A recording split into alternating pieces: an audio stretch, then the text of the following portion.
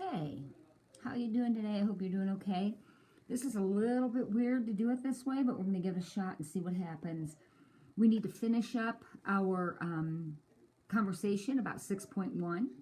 So we got a few problems yet to look at, and then you already know what your assignment is, due Monday. So we're going to start with this problem that says find a unit vector in the direction of vector A, which has coordinates 1, -5. And then write your answer as a linear combination of I and j. Now, right now, that's like, whoa, what is that? Don't worry. First, let's write a unit vector. We talked about this already. To find a unit vector, we are simply going to take the coordinates of the vector that we've been given, 1, -5. We're going to find the magnitude of that vector, which will be the square root of 1 squared plus -5 squared. So the magnitude of that vector is root 26.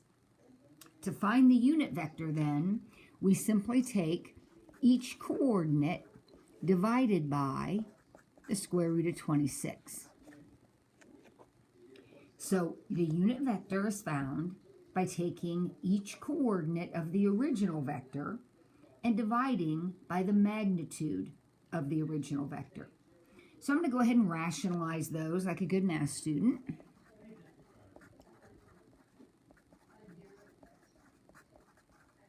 And there we go. Now, these are the vector coordinates or the components of the vector. The directions said to write the vector as a linear combination of I and j. That is very simple. It is simply root 26 over 26i plus -5 root 26 over 26j. If you would rather, you cannot do plus the minus and just do minus. And that would be your linear combination in terms of I and j. Now you're thinking, what in the world? I and j, what are those? I and j are the horizontal and vertical unit vectors. In other words, if we drew I, it would look like this, and j would look like this. They are the vectors, the horizontal and vertical unit vectors. So every vector has an x and a y component. I is the x part, j is the y part. So whatever the x and the y are, it's that many i's and that many j's. It's that simple. Now, look at the next one. We have a vector drawn in the first quadrant. It has a direction angle. This angle right here is called its direction angle. It has a direction angle of 38 degrees and a magnitude of 17. And we want to find the component form of the vector. Now remember, what that means is we are looking for an x and a y. That's the component form. The vector components are the vector coordinates. Now, actually, this is way easier than you might imagine.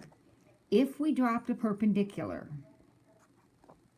straight down, forming a right triangle, this would be the x-coordinate of the vector, and this would be the y-coordinate of the vector. Think about it now. Go back to the one we looked at first. If the coordinates of the vector were 1, -5, doesn't that mean we go over 1 and down 5? This means we go over x and up y. We just need to figure out what the x and the y are. But it's a right triangle. So think about that.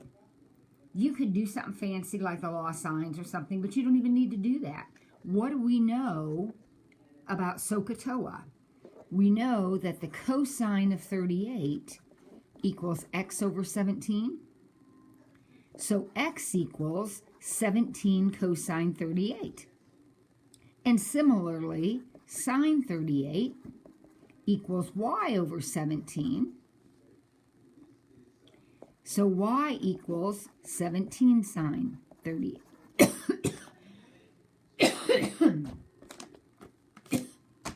So now, excuse me, I'll take out my trusty calculator.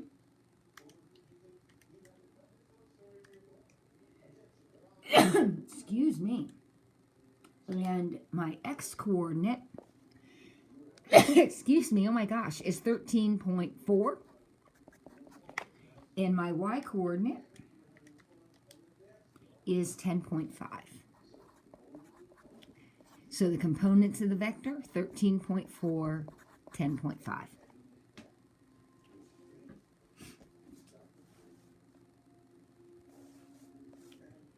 Now my next example is just a repeat.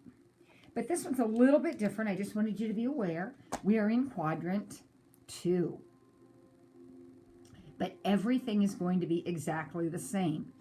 We are still looking for the component form of the vector. That means we're looking for x and y. I'm going to drop a perpendicular. And this is x and this is y. Now you can do this one of two different ways. It might make more sense to you to go ahead and find the reference angle. 137 is the direction angle. But it might make more sense to you to find the reference angle right here, the little angle right here. And that would be 180 minus 37, which is, oh gosh, I hope my arithmetic's right, 43. And then we can do what we did before. We can say cosine 43 equals x over 10, and sine 43 equals y over 10. And then we can solve both of those. So x equals 10, cosine 43, and y equals 10 sine 43. We'll type those in on our calculator. And get 7.3 and 6.8. Now we have a problem though. Because when you drew that vector, when you looked at that vector, notice it's pointing up into quadrant 2, which automatically means what about its x-coordinate? Its x-coordinate must be negative. So the actual answer is negative 7.3, 6.8. If you do the problem this way, which is perfectly okay, and it will always, always work, you have to remember to fix your SIGNs. You have to remember to pay attention which quadrant you're in. You can, believe it or not, simply find x and y using the original angle. So you could say x equals 10 cosine 137, and y equals 10 sine 137. Now that is a little bit harder for you to make sense of because you don't see a triangle there. But if you go ahead and type it in, 10 cosine 137, notice that you get negative 7.3. And if you type in 10 sine 137, you get 6.8. So again, if it makes more sense to you to go ahead and draw the triangle and use the reference angle, that's perfectly okay. That will work every time as long as you remember to make any adjustments to the positives and negatives, depending on the quadrant that you are in. If you would rather use the original angle, that will always work too. X will always be the magnitude times the cosine. Y will always be the magnitude times the sine. Always, always, always. Let me say that again. X will always be the magnitude times the cosine. Y will always be the magnitude times the sine. Always. And if you do that, if you use the original direction angle, then you don't have to worry about changing any signs. They will come out automatically. All right, what have we got up here next? Let's see. Find the magnitude and direction of negative 2i plus 3j. Now, we're not going to be confused by this. Negative 2i plus 3j is negative 2 in the x direction and 3 in the y direction. Remember, I is just horizontal and j is just vertical. One horizontal step, one vertical step. So we're taking -2 horizontal steps and 3 vertical steps. So this is the same as the vector -2, 3. And we want to find its magnitude and direction. Well, magnitude is simple. We know that the magnitude of the vector will be the square root of -2 squared plus 3 squared, which is a square root of 13. So the magnitude is root 13. Now, what about the direction? Well, the direction refers to the angle. So let's draw a quick picture of this. This vector would go left 2 and up 3. So it's going to look like this. Okay? More or less. It went over 2 and up 3. And its magnitude is root 13. Now, what do we mean when we say the direction of the angle? We mean its direction angle.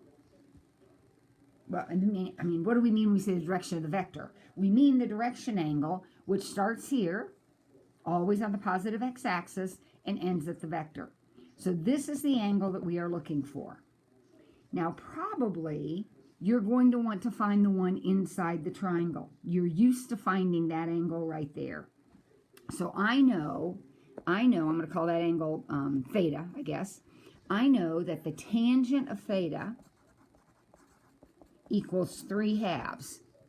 Now, I am not messing with the negative. I'm going to make an adjustment in a minute to make sure I'm in the second quadrant. But for now, I need to know that little angle right there, second tangent 3/2. So I'm going to type into my calculator, second tangent 3/2, and it says 56.3. So this angle is 56.3. Can't read that very well. Now, the direction angle is not 56.3. What would the direction angle be? The direction angle, remember, starts here. No, starts here. That's the direction angle. Okay? So, what would that be? If you said 180 minus 56.3, you are exactly right. 123.7 degrees is your direction angle. Obviously, you have to pay close attention which quadrant you're in so that you know whether you're going to subtract from 180 or subtract from 360, whatever the case may be. But all we mean by direction angle is the angle from the positive x-axis to the vector itself. Good job. Now, we're going to do a couple of problems from the book. And I left my book in the other room, so I'm going to run and get it real quick. And while I'm getting my book, would you get yours and open it up to page 512?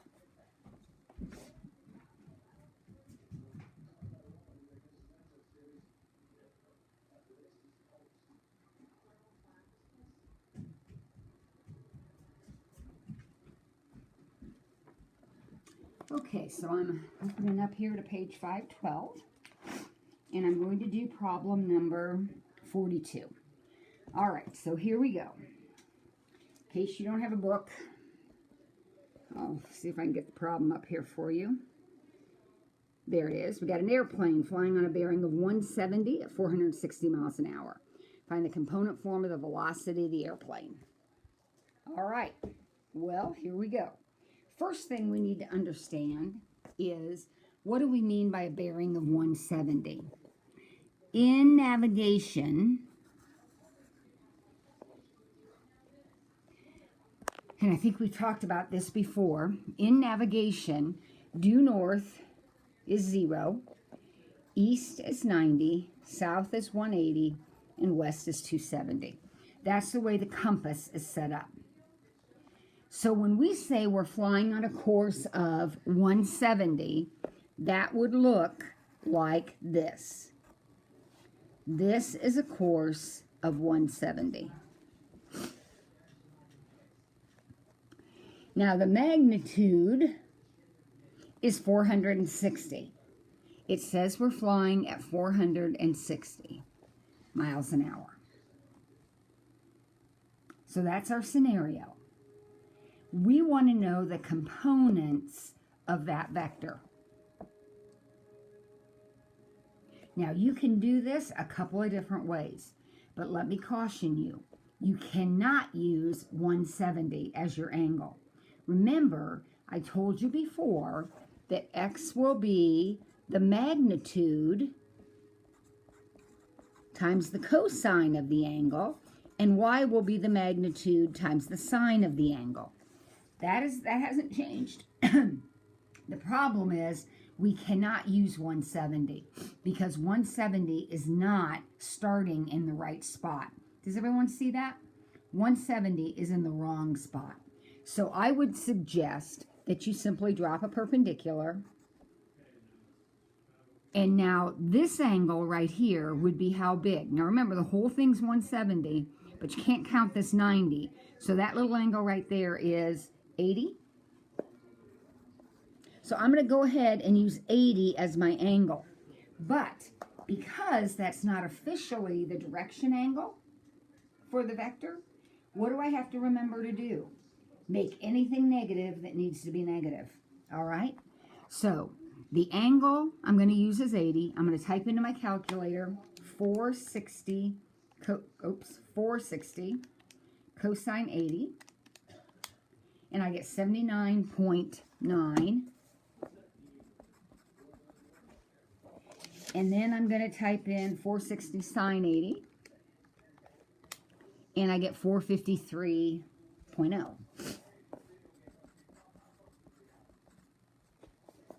Now the question was, what are the components? Now that's x and y. So x is going to be 79.9, but y is going to be negative 453.0. Does everybody understand why we have a negative y value? Pay attention to where that vector is, kids. It is in it is in quadrant 4. And in quadrant 4, x is positive, but y is negative. And notice, since I used angle 80, which was the angle inside the triangle, not the actual direction angle, I had to go ahead and make that sign change myself. If I wanted to avoid having to do that, then I would have needed to use the actual direction angle, which is not 170. The actual direction angle would have been 280. For most of it, it's easier just to use the angle in the triangle and go with that. But it's up to you. I'm going to try one more. Then we're going to be done, and you're going to be able to do all of the problems in the homework, hopefully. So now we're on the same page. We're looking at number 44. So again, I'll try to hold it up here so those of you without a book can get a quick look at it. The problem says, an airplane is flying on a compass heading of 170 at 460 miles an hour. That sounds familiar. A wind is blowing with a bearing of 200 degrees at 80 miles per hour. Find the component form of the velocity of the airplane and find the actual ground speed and direction of the airplane. Now, the deal is, kids, that the wind is going to impact the actual ground speed and direction of the airplane. I hope that makes sense to you. It's sort of like when you're out riding your bike. You can be pedaling like crazy, but if you're pedaling against the wind, it's pushing you off course or slowing you down or speeding you up. So the wind does have an impact. We want to find the actual ground speed and direction of the airplane. Part A, we just did. So we're going to go ahead and use part A. That is the component form of the velocity of the airplane. That's the exact same airplane we had a minute ago. And now we're going to find the actual ground speed and direction, which is going to be the combination of the velocity of the airplane and the velocity of the wind. So the wind is blowing a bearing of 200 degrees at 80 miles an hour. So let's draw a picture of the wind. I'm not going to draw the airplane again. I already did that. He's here. We're going to use these two numbers. We're good to go. Here's the wind, though. The wind is blowing at a speed of 80 miles an hour on a bearing of 200. So here's 200. Remember, in navigation, straight south, due south is 180. So this would be 200. And its magnitude was 80. Now I'm going to find the components of that vector, okay? So I'm going to do what I did before. I'm going to make a triangle. And let's see, if that's 200, then what would this little angle right here be? If you said 70, you are right. Remember, all the way from north around to west would be 270 degrees. So if this much of it's 200, that guy's 70. The magnitude is 80. X will be magnitude times cosine. Y will be magnitude times sine. Always. X is magnitude times cosine. Y is magnitude times sine. So I'm going to go ahead and figure those out. And I got 27.4. Now I am rounding off to the nearest tenth, and I'm just doing that randomly. We could be as accurate as we wanted by carrying more decimal places for sure. And I got 75.2.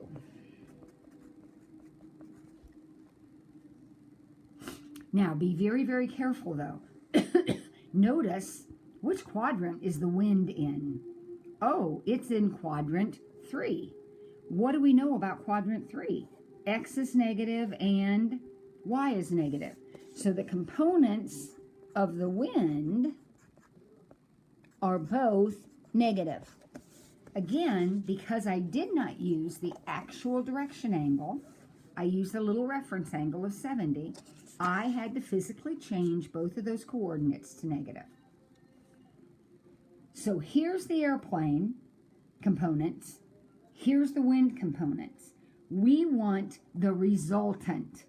And what do we mean by resultant? We mean we add them together.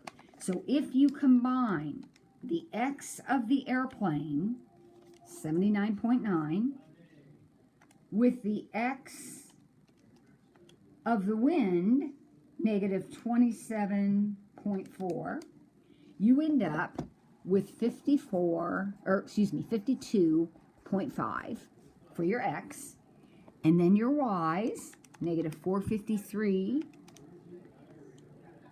and negative 75.2, and we get negative 528.2.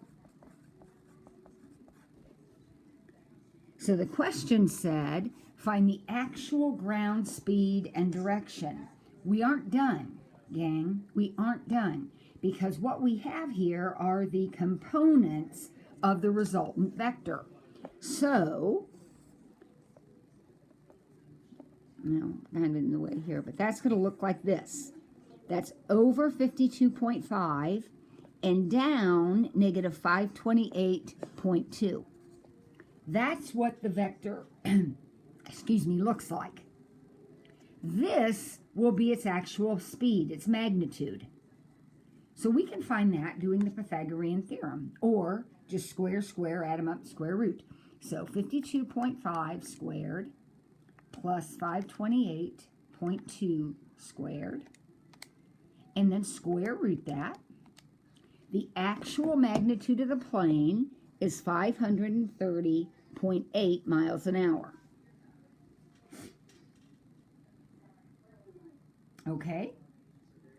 Now, the actual direction of the plane is going to be this right here. I probably can't find that right off the bat, so I'm going to focus on this right here. I'll call that X. I'm going to find that. And probably the best way to find that is to say tan X equals opposite, which is 528.2, over adjacent, which is 52.5. Now again, I'm not messing with the negative. I don't need that negative. I already know I'm in quadrant 4, and that's why that's negative. I just know this side over this side is the tangent. So that angle, second tangent, 528.2 divided by 52.5 is 84.3.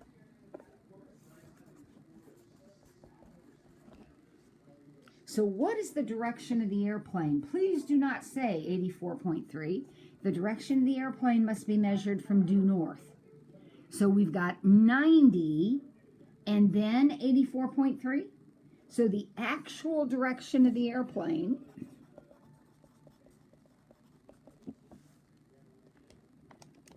is 174.3 degrees. So notice in the beginning, our airplane, go back to the original problem, had a speed of 460 and a direction of 170. Now it has a speed of 530 and a direction of 174. So he's been pushed slightly off course, and he's being pushed by the wind, so he's actually traveling a little bit faster. Well, that took 25 minutes, a little longer than I thought, but hopefully that helps, and you can now do all of the assigned problems in section 6.1. Have a great day.